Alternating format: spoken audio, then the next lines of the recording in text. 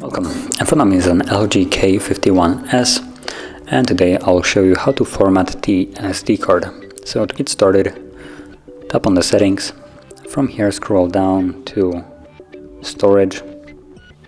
You'll see your SD card, tap on that.